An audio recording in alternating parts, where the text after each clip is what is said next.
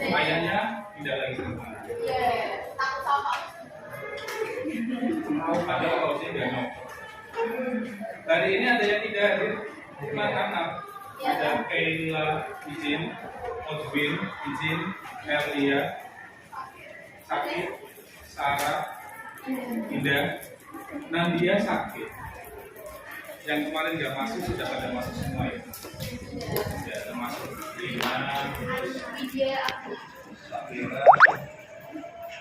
Kira mana sana? Aruna mana?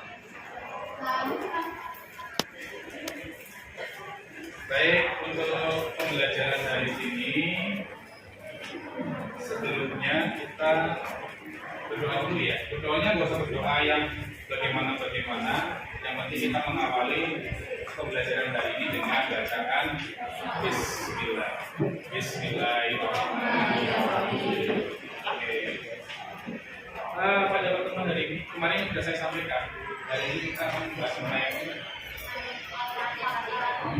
fakta dan opini dalam teks argumentasi. Kemarin sudah saya sampaikan. Harusnya kemarin saya dan Pak Arif duduk di situ, tapi Pak Arif memang belum bisa menghadiri di sini. Akhirnya saya minta bantuan Mas Rowi di sana untuk tes video untuk sebagai laporan. Oke, suatu ke kalian. Dan sesuatunya apa? Toples, boleh. Sesuatunya adalah sebuah angket atau kuesioner berkaitan dengan gaya belajar kalian. Apa? Gaya belajar kalian. Jadi nanti silakan kalian isi angket ini sesuai dengan kondisi kalian masing-masing. Tidak usah contek-contekan. Yang jelas angket ini tidak berpengaruh pada nilai kalian. Jelas ya? Tidak berpengaruh pada nilai kalian. Jadi kalian harus benar-benar jujur sesuai dengan kondisi diri kalian sendiri. Jelas? Pengerjaan angket ini tidak lama. Saya beri waktu cuma 3 sampai 5 menit. 3 sampai 5 menit. Kurang lebih ada 14 pernyataan. Nanti kalian bisa pilih A, B, atau C sesuai dengan kondisi kalian. Kemudian jumlah huruf yang sudah dipilih, yang paling banyak yang mana? A, B, atau C, silahkan ditulis di sini. Jelas? Ada pertanyaan? Oke. Saya buat itu, silahkan nanti bisa diisi langsung 3 sampai 5 menit.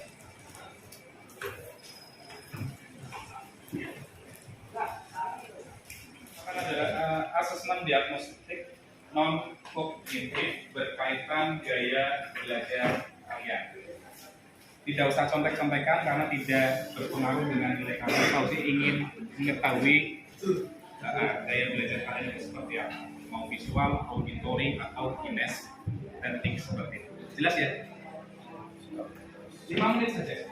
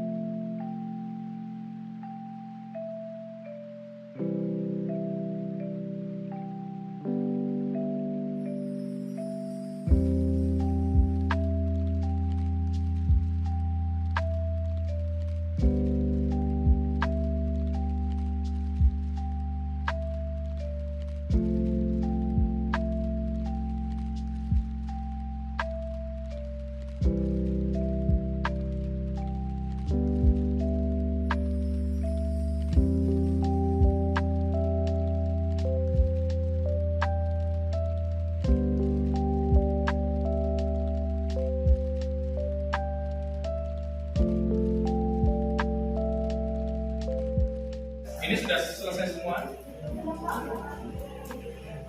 Sambil menyusul.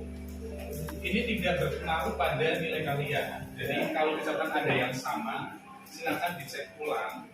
Jadi belum sepenuhnya itu sesuai dengan kondisi kamu. Masih ragu-ragu juga. Ya, makanya harus teliti. Nggak mungkin pilihannya A dan B sama. Pasti satu itu. Nah, untuk mengcross-check yang sekiranya kategori A, coba angkat tangan. Kategori A, angkat tangan, ada berapa anak coba di sini? 1, 2, 3, 4, 5, 6, 7, 8. B, yang B, 1, 2, 3, 4, 5, 6, 7, 8, 9, 10, 11, 12, 13. C, 1, 2, 3, 4, 5, 6, 7, 8. Banyak B-nya di sini daripada A atau B. Oke, tidak masalah.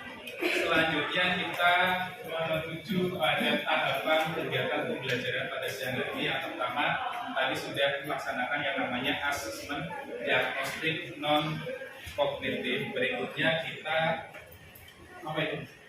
Ice breaking dulu, kemudian diikuti mengapersepsi sampai yang terakhir ada refleksi. Ice breaking dulu. Ice breaking-nya gampang.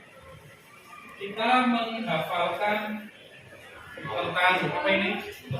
Dimensi P5. Ya, dimensi P5 itu ada berapa? Ada 6. Yang pertama, beriman betapa pada Tuhan yang Maha Esa, mandiri, kita dinyanyikan bersama-sama. Kasihlah beriman dan bertakwa pada Tuhan yang Esa dan betapa mulia, berkebinekaan global, berkompayong mandiri, kreatif dan bernawar kritis, belajar Pancasila, beriman dan bertakwa pada Tuhan yang Esa dan betapa mulia, berkebinekaan global, gotong royong mandiri, kreatif dan bernawar kritis. Terima kasih.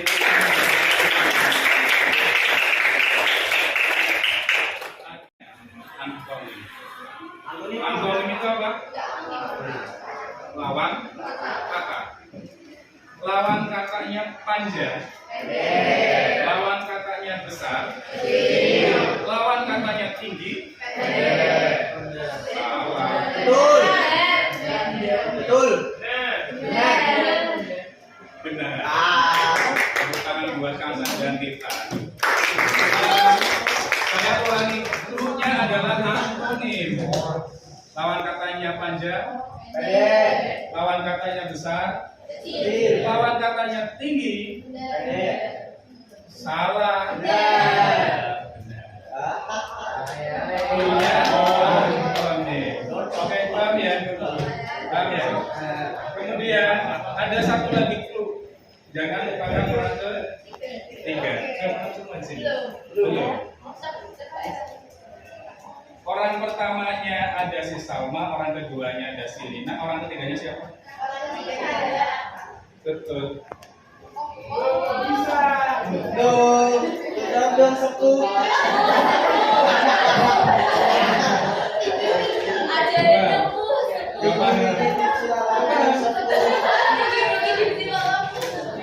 Saya ulangi, clue-nya jangan lupakan orang ketiga. Orang pertamanya Arka, orang keduanya Yusuf, orang ketiganya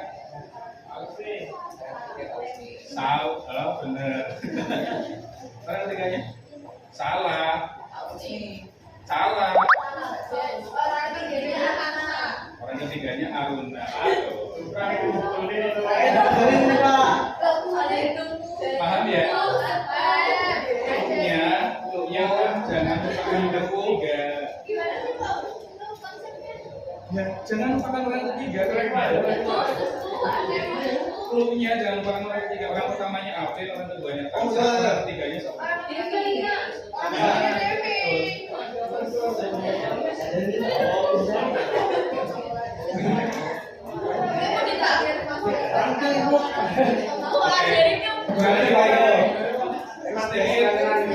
Apa ya namanya, sedikit merefresh otak kita biar lebih berpikir ke sana.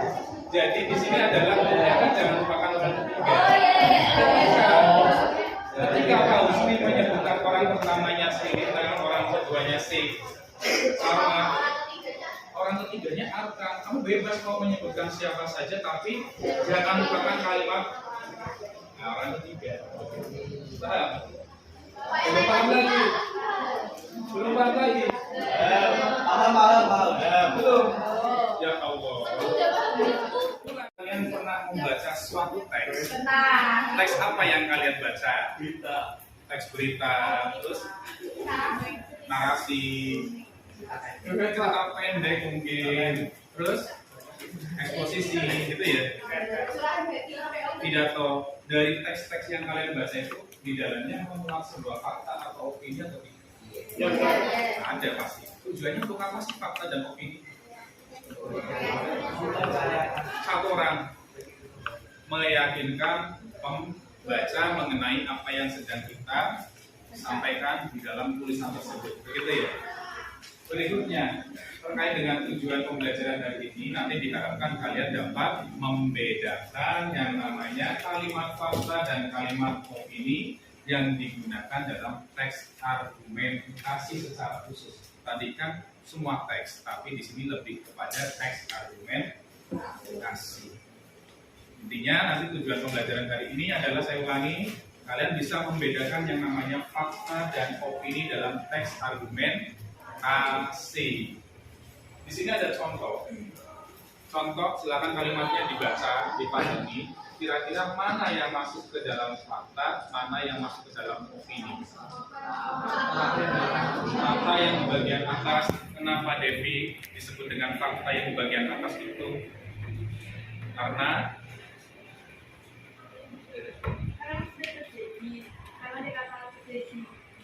peristiwanya sudah terjadi. Kemudian yang nomor 2, masuk dalam kategori apa itu? Opini. Kenapa disebut dengan opini, Lina? Iya, karena di situ terdapat kata diharapkan yang menunjukkan sebuah saran atau rekomendasi. Biasanya yang namanya opini, bagaimana peristiwanya? Belum terjadi seperti yang ada di dalam fakta. Next. Kemudian ada pertanyaan seperti ini. Kalau misalnya dalam pengembangan teks argumentasi menggunakan beberapa fakta di dalamnya, mengapa dalam teks argumentasi digunakan fakta yang valid? Kenapa?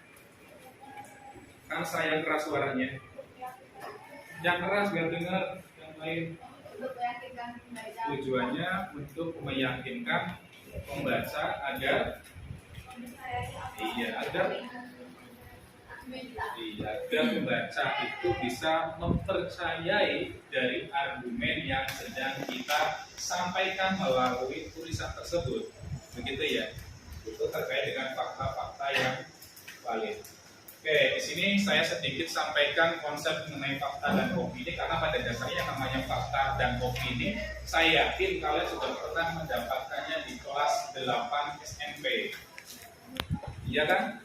Begitu juga sudah disampaikan oleh guru ketika waktu kelas 10. Di sini Paulusnya hanya menguatkan saja, tidak sampai sedetail materinya, enggak, cuma menguatkan, ya menyinggung sebentar bahwa yang namanya konsep fakta di sini adalah hal atau peristiwa yang benar-benar terjadi dan bisa dibuktikan kebenarannya, tadi yang sudah disampaikan oleh kalian semua di sini. Kemudian yang kedua ada opini. Ini berkaitan dengan pikiran, perasaan, kemudian mungkin anggapan suatu hal atau disebut dengan pendapat, berkaitan dengan sudut pandang seseorang. Biasanya tadi yang disampaikan oleh si Devi sama Kansa, kejadiannya belum terjadi dan harus bisa dibuktikan. Sampai sini ada pertanyaan? Ada? Ya, bertanya. Tidak ada ya, cukup ya, tadi semuanya saya anggap paham. Di sini saya sajikan beberapa contoh fakta, coba kalian amati itu. Kenapa bisa disebut dengan fakta? Di contoh yang pertama di sini ada kalimat di Mega Kuningan Jakarta tanggal 12 Juli 2009 terjadi ledakan bom. Ini masuk ke dalam fakta. Kenapa? Karena kejadian terjadi. Di sini sudah terdapat kata kemarin terjadi. Berarti sudah lewat kan itu kejadiannya. Kemudian yang nomor 2, sama, ini sedang menyelidiki kasus alih berarti sedang terjadi peristiwanya hari ini begitu. Kemudian yang nomor 3, sama, KPK melakukan investigasi tapi sedang terjadi juga. Next, ada contoh opini. Bedakan kalimatnya. Yang pertama, menurut Endro Suyitno, perusahaan jalan publik hanya akibat kelebihan beban kendaraan bla bla bla, tetapi juga kita mengarai akibat penurunan permukaan jalan. Kenapa disebut dengan opini? Iya, karena di sini ada kata kuncinya yaitu menurut seseorang dan itu perlu dibuktikan kebenarannya. Kemudian yang nomor 2, pembukaan kantor KPK di daerah akan menggunakan untuk memonitor pergerakan kasus korupsi. Kenapa disebut dengan opini? Iya, karena kata kuncinya di sini ada kata dan itu perlu dibuktikan dan belum terjadi peristiwanya. Sama halnya dengan yang nomor 3. Menurut, kemudian di sini juga ada kata. Paham semuanya ya? Oke, sedikit saya sampaikan juga mengenai pola pengembangan di dalam sebuah teks. Salah satunya adalah teks argumentasi. Ini juga sudah pernah dijelaskan di kelas 10. Kalau tidak salah ada di materi teks eksposisi. Yang pertama ada jenis pengembangan atau pola pengembangan deduktif. Masih ingat deduktif? Masih ingat. Gagasan utamanya berada di awal paragraf, kemudian diikuti dengan gagasan penjelas. Kemudian yang kedua ada induktif. Ada yang masih ingat? Induktif. Gagasan utamanya, nah iya, ada di belakang atau di akhir sebuah paragraf. Jadi di awal dulu itu ada gagasan penjelas, kemudian diikuti gagasan utama. Kemudian yang iteratif. Iya, gagasan utamanya ada di tengah-tengah paragraf.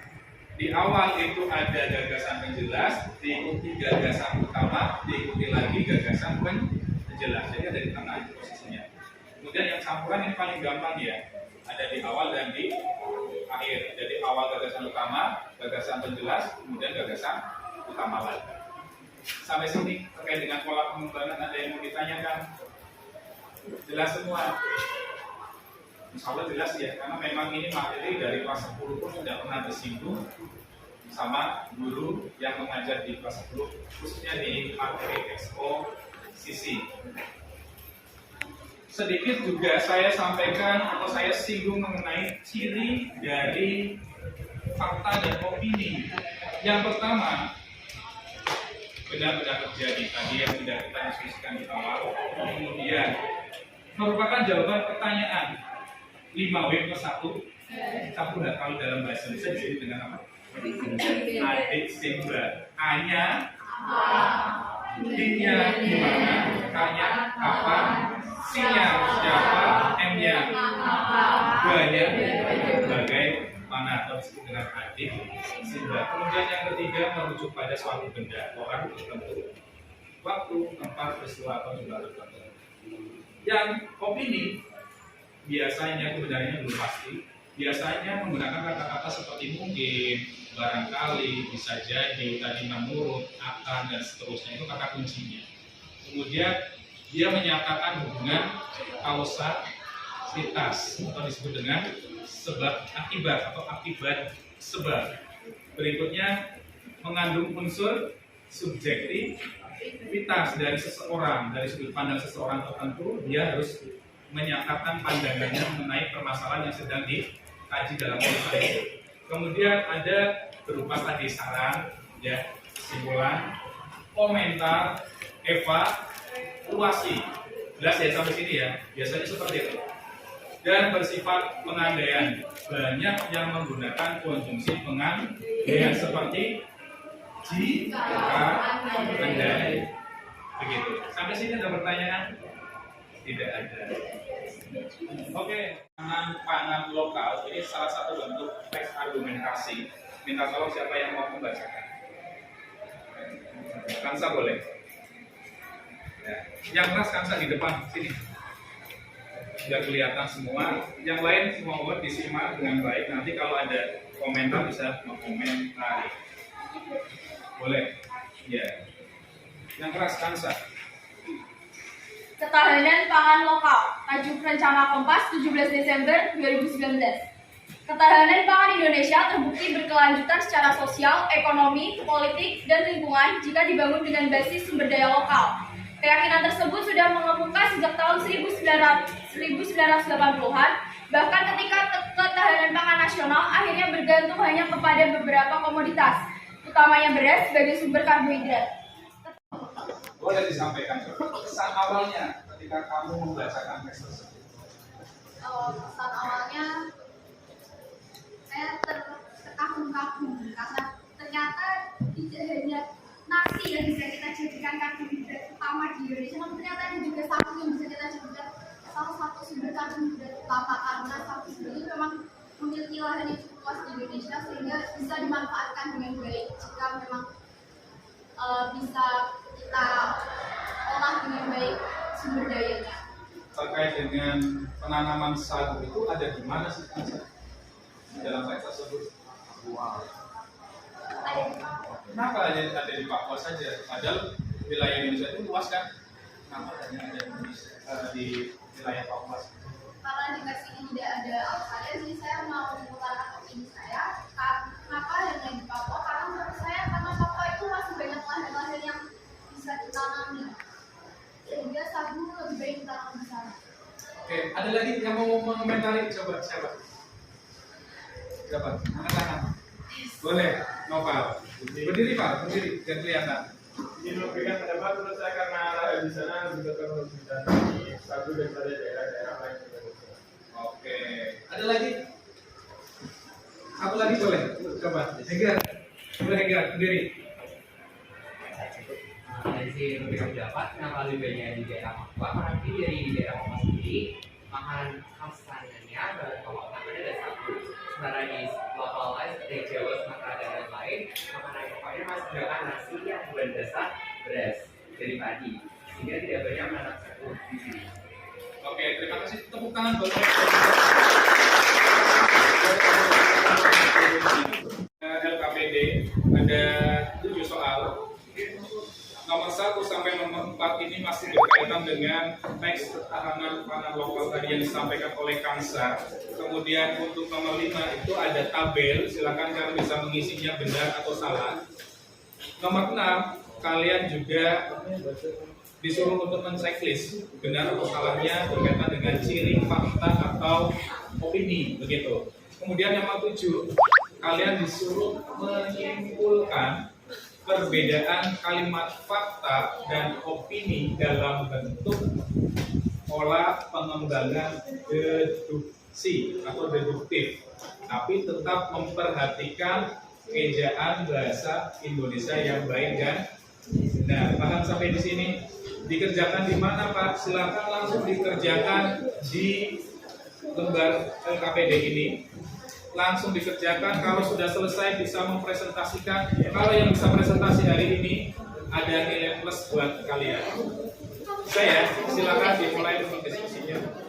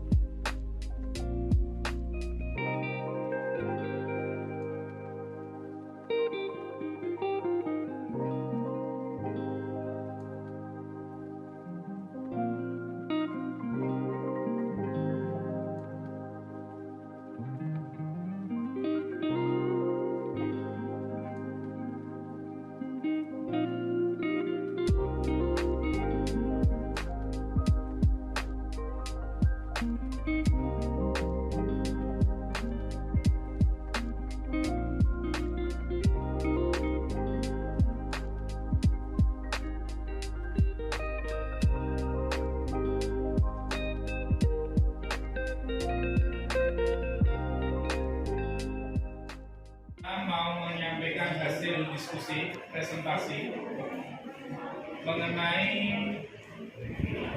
fakta dan opini tadi. Bisa dimulai kelompok 6, silakan yang jadi moderator siapa? Bisa di ya, kenalan dulu. Bukan nama absennya.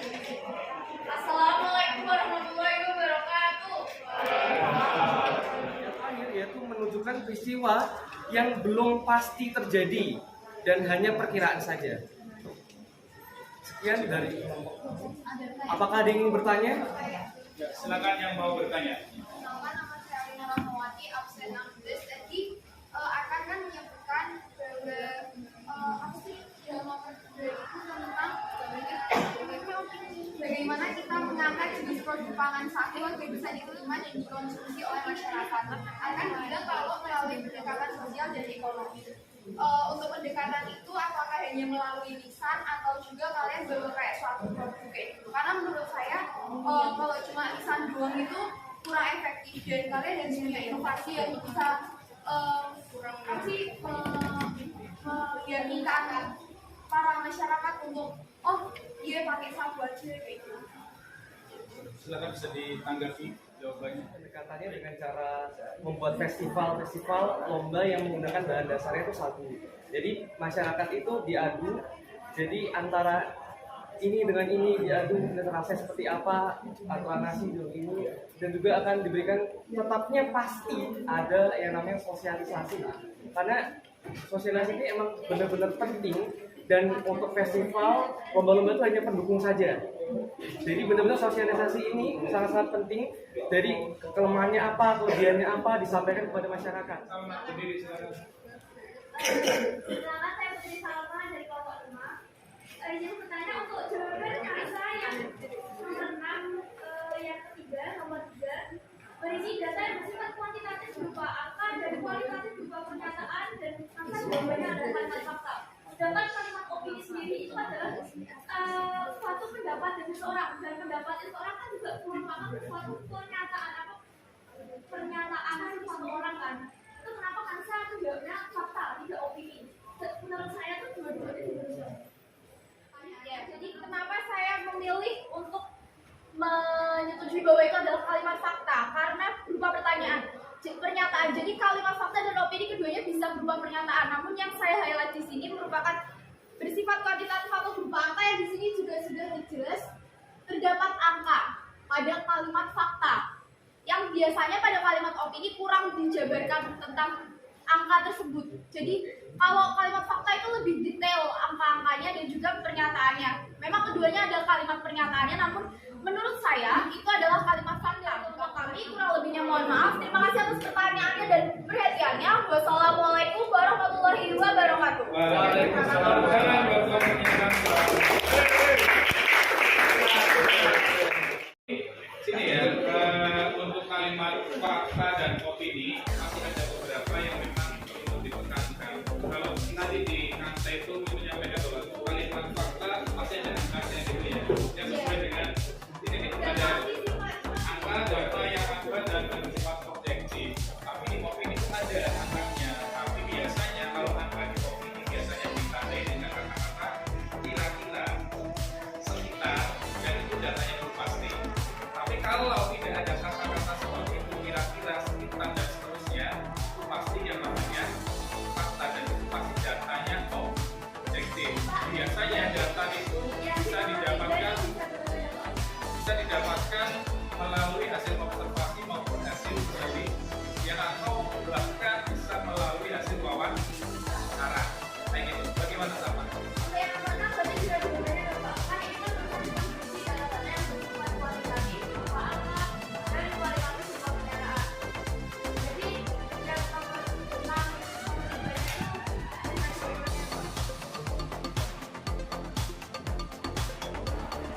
Sebenarnya kalau kita melihat ke sini, ini sama halnya dengan pernyataan yang ada di sini. Ini lebih ke fakta. Tapi kalau misalkan datanya, data kalau dalam bentuk kalimat teksnya itu ada kata kira-kiranya, itu masuk opini dong. Tapi ini kan hanya ciri-ciri pernyataan saja, makanya disebut dengan fakta.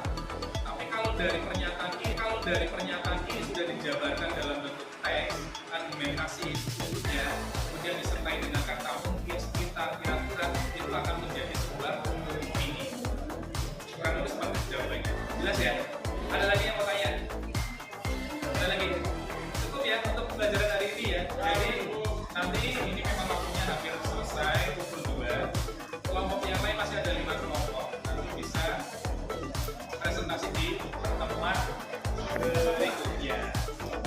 kita merefleksi dulu pertemuan hari ini. Kita sudah belajar mengenai apa saja. Yang pertama, fakta dan bukti jelas pasti ya. Kemudian ada apa lagi? Berkaitan dengan pola pengembangan paragraf yang diantaranya ada pola deduktif, induktif, iteratif, dan campuran. Kemudian setelah itu ada ciri dan ciri fakta tadi ada berapa?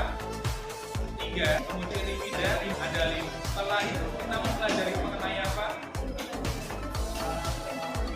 Cara mengetahui fakta dan opini sekaligus tadi yang sudah disampaikan oleh Kansa, dia menyampaikan teks berupa ketahanan pangan lokal. Begitu ya. Bagaimana untuk pembelajaran hari ini menyenangkan atau masih belum dipahami? Rasanya menyenangkan. Mudah-mudahan di pertemuan berikutnya masih tetap semangat, masih tetap memperhatikan apa yang kita sampaikan bersama, diskusikan bersama. Nanti untuk di pertemuan berikutnya, presentasi pertemuan berikutnya kita akan menulis teks argumentasi dengan topik ketahanan pangan lokal, kemudian akan disusul mengenai penulisan pos. Begitu ya, jelas ya. Itu saja yang Pauzi bisa sampaikan. Mudah-mudahan pertemuan hari ini bisa bermanfaat. Apa yang saya sampaikan, apa yang saya sampaikan bisa dipahami oleh kalian semua. Kita diskusikan bisa dipahami. Selalu jaga kesehatan. Teman-teman kita yang masih sakit, mudah-mudahan cepat sembuh dari sakitnya. Ya, dari saya, salam.